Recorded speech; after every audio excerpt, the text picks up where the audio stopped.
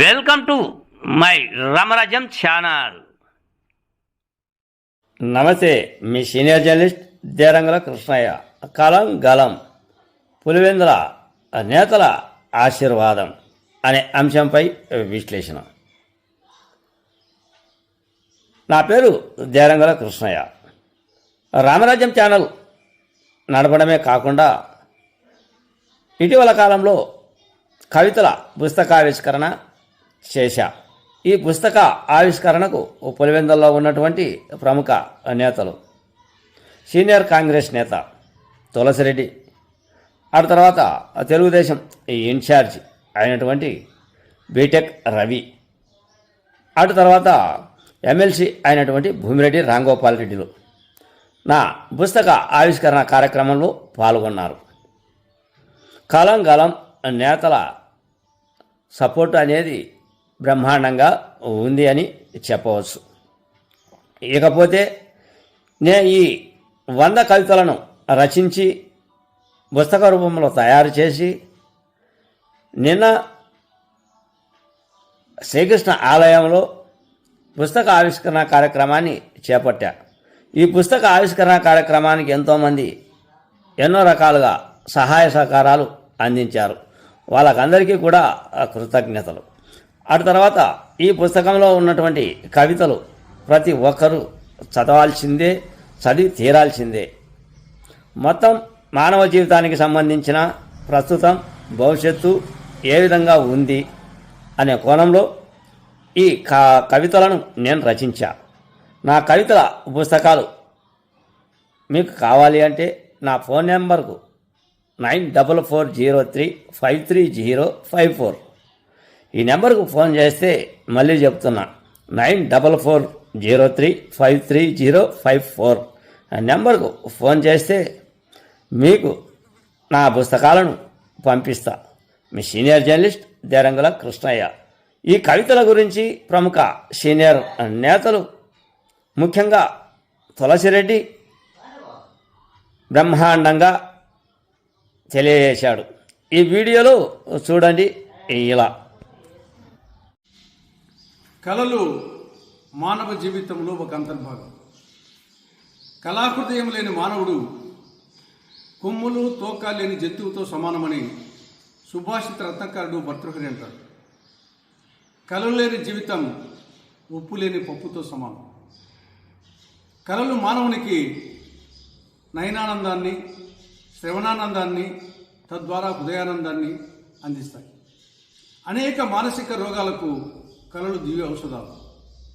అటువంటి చతుషష్ఠి కళలలో సంగీతం, సాహిత్యం, చిత్రలేఖనం, శిల్పం, నాట్యం ఈ 5 లలిత కళలకు మరింత ప్రాముఖ్యత ఉంది. ఈ 5 లలిత కళల్లో సాహిత్యానికి మరింత ప్రాముఖ్యత ఉంది. సామ్రాజ్యాలు నశించిపోవచ్చు కానీ సాహితీ సామ్రాజ్యాలు ఆచంద తరార్కము నిలిచి ఉంటాయి. సాహితీ సమరాంగణ సార్వభౌముడైన శ్రీకృష్ణదేవరాయలు నిర్మించిన సామ్రాజ్యం కాలగర్భంలో కలిసిపోయింది. కానీ ఆయన నిర్మించిన ప్రబంధ సామ్రాజ్యం, సాహితీ సామ్రాజ్యం నేటికి నాటికి ఏనాటికి చిరస్థాయిగా ఉంది. కాబట్టి సాహిత్యానికి అంత ప్రాముఖ్యత ఉంది. అనేక జాతీయ ఉద్యమాలకు సాహిత్యం ఉత్ప్రేరకంగా పనిచేసింది. అటువంటి సాహిత్యంలో కవితలు అనేది ఒక సాహితీ ప్రక్రియ.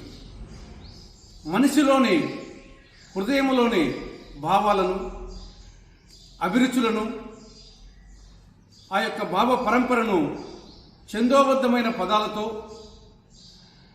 వ్యక్తీకరించే ఒక సాహితీ ప్రక్రియే కవిత. మనసులో ఉండే భావోద్వేగాలు వ్యక్తీకరించే పరిస్థితిలో అది ఏ విధంగా కావచ్చు, ఒక విప్లవ కవిత్వం కావచ్చు, లేదా ఒక ప్రకృతి వర్ణించే కవిత్వం కావచ్చు, లేదా ఒక ప్రేమికుని యొక్క కవిత్వం కావచ్చు, లేదా చందమామ రావే జాబిల్లి రావే అని ఒక చిన్నపిల్లలను బుజ్జగించే కవిత్వం కావచ్చు. హృదయంలో నుండి వచ్చే ఆ కవిత్వాన్ని అక్షరూపంలో పెట్టడమే కవిత. కవి కారణజన్ముడు. కవులు ఈ యొక్క సమాజానికి నిత్య దిక్సూచికలు. వాళ్ళు కలం యోధులు. మనం చరిత్ర చూస్తే ప్రాచీన కవులు మొదలుకొని ఆదికవి వాల్మీకి మొదలుకొని ఆధునిక కవుల వరకు మధ్యలో వేమన కానీ అన్నమయ్య కానీ కాలజ్ఞాని వీర బ్రహ్మేంద్ర స్వాముల వారు కానీ లేదా దేశీయ స్వాతంత్ర ఉద్యమంలో అనేక మంది ఒకే వందే మాతరం జనగణమన చేయెత్తి చేకొట్టు తెలుగోడ ఇటువంటి కవితలు వచ్చేసి సమాజాన్ని చైతన్యపరిచారు. కాబట్టి కవిత్వానికి అంత విలువ ఉంటుంది. అటువంటి కవితలు మన పురిందులు చెందినటువంటి సీనియర్ జర్నలిస్టు రామరాజ్యం ఛానల్ ఎండి అయినటువంటి దేరంగుల కృష్ణయ్య గారు, ఆయన బహుముఖ ప్రజ్ఞాశాలి. ఈ యొక్క జర్నలిస్టుగా ఈ యొక్క ఛానల్ ఎండీగానే కాకుండా ఈ కవిత్వం కూడా రాయడం అనేది చాలా సంతోషదాయకం.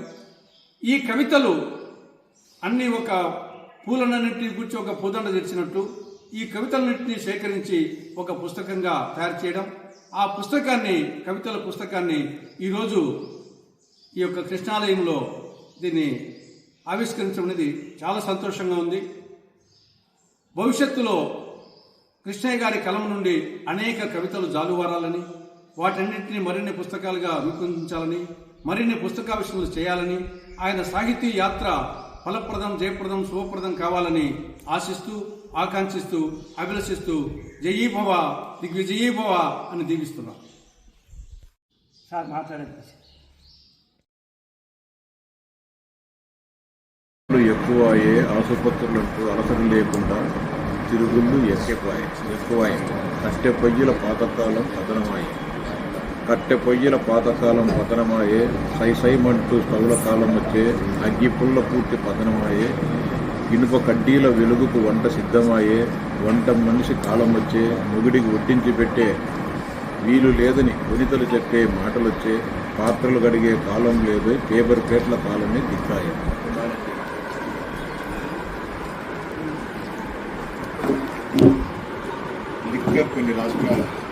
కొన్ని రాష్ట్రాలకు ఇదే ఆర్థికంగా స్ట్రక్చర్.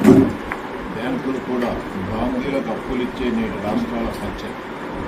నేటి యువతకు ఇదే నేచర్. బ్లాక్ బాసులు వ్యాపారస్తులు